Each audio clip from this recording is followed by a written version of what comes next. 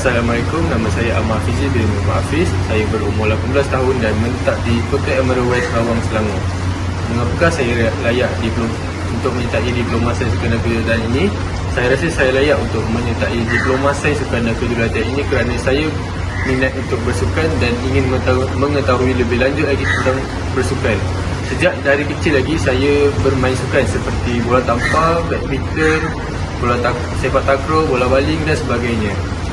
Bersukan ini dapat membentukkan kesihatan fizikal saya dan dapat membentukkan disiplin jati diri saya.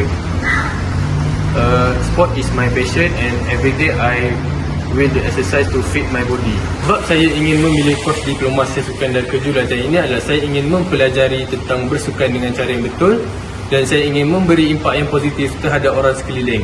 Saya harap saya dapat menyambung kerjaya saya sebagai atlet di Universiti Pendidikan Sultan Idris pada tahun ini. Sekian daripada saya, Ahmad Fizi bin Hafiz. Terima kasih.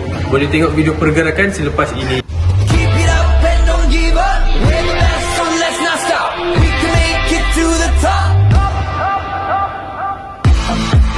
Melangkah dengan gagah menuju medan wira, semangat yakinkan menyela.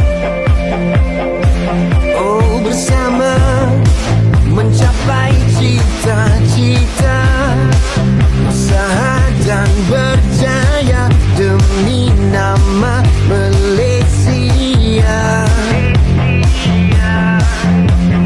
Keep it up and don't give up. We're the best, so let's not stop. We can make it to the top. Gagah melangkah